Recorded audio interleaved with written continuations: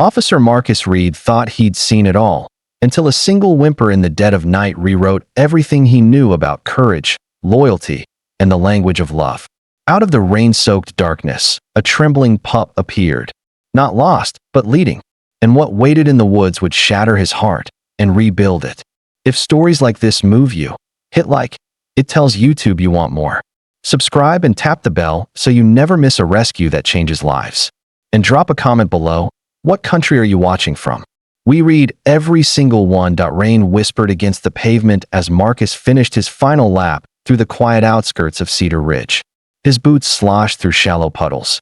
The weight of his duty built a familiar comfort after 12 long hours. The town slept beneath a blanket of mist, streetlights casting hazy halos on the wet asphalt. He exhaled, shoulders loosening at the thought of his empty apartment, a hot shower, and silence. It had been one of those rare shifts. No alarms, no chaos, just the steady rhythm of a night that asked for nothing. But fate, it seemed, had other plans. That a sound cut through the hush. Not the rustle of leaves or distant thunder, but something fragile, urgent. Marcus froze, hand instinctively resting on his radio. From the shadow of a storm drain, a tiny shape emerged, slick with rain and shivering violently. A puppy, barely the size of his palm, with oversized ears and eyes wide with desperation. It didn't cower or bolt. Instead, it staggered toward him, slipped on the wet concrete, then rose again with stubborn resolve. "Hey there, little one," Marcus murmured, crouching slowly. The pup stopped inches away, let out a soft cry, then turned and trotted a few steps down the road, only to pause and look back, as if waiting. Something in that gaze wasn't random. It was a plea, against protocol, against reason. Marcus followed.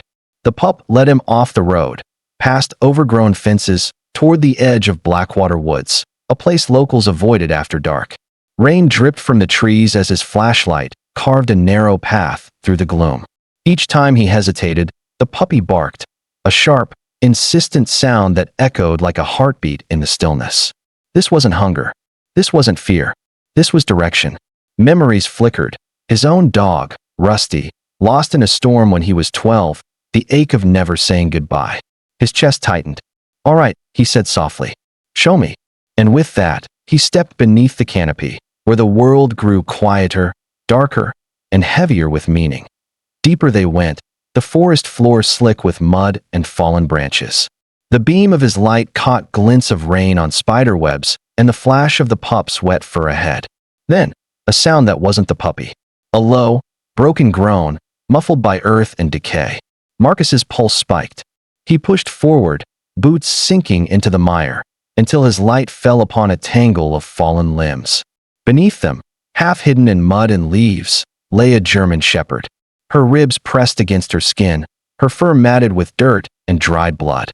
One leg was pinned beneath a heavy branch. But her eyes, glassy, exhausted, locked onto his with startling clarity. The puppy rushed to her side, licking her muzzle frantically, whining as if to say, "I brought help." Marcus dropped to his knees. "Oh, sweetheart," he whispered, voice cracking. "You held on just long enough."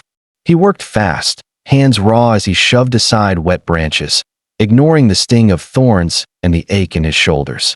Rain soaked through his uniform, but he barely felt it. Every second mattered. Gently, he slid his arms beneath her frail body and lifted. She was terrifyingly light, a ghost of the strong guardian she once was. The puppy scrambled after them, barking encouragement as Marcus carried her through the dark. At the patrol car, he wrapped her in his dry coat, placed her in the back seat, and started the engine. Siren wailing, tires spraying water, he raced toward the only 24-hour animal hospital 50 miles away. In the rearview mirror, the pup pressed close to its mother, as if its tiny body could keep her soul from slipping away. The waiting room smelled of antiseptic and anxiety.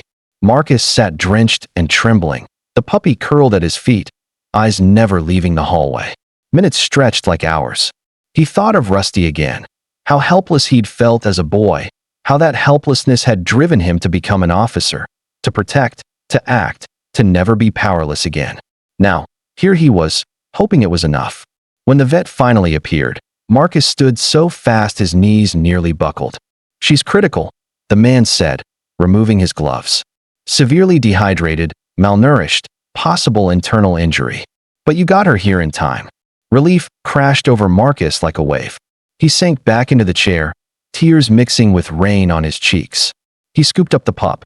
You did it, he whispered. You saved her. The vet nodded. Because of you both. Days turned into weeks. Marcus returned every morning and evening, sitting beside her recovery bed as she slowly regained strength. The puppy never left her side, sleeping curled against her chest, waking only to nudge food toward her muzzle. By the 10th day, she stood, wobbly but proud. Her eyes, once dull with despair, now held a quiet light. Marcus crouched before her, hard in his throat. How about you come home with me? She leaned into his touch, tail giving the faintest wag. The paperwork was simple. The staff smiled knowingly. They'd seen the bond form in real time. On the day they walked out together, the sun broke through the clouds. Marcus held 2 leashes, one in each hand, as the mother walked steadily beside him and the pup bounced ahead, tail a blur of joy. Let's go home, he said, and for the first time in years, the word didn't feel lonely. Sometimes, the smallest voice in the darkest hour isn't asking for help. It's offering it. Officer Reed went into the woods alone. He came out with a family. And a truth we all need to hear. The ones we save often save us right back.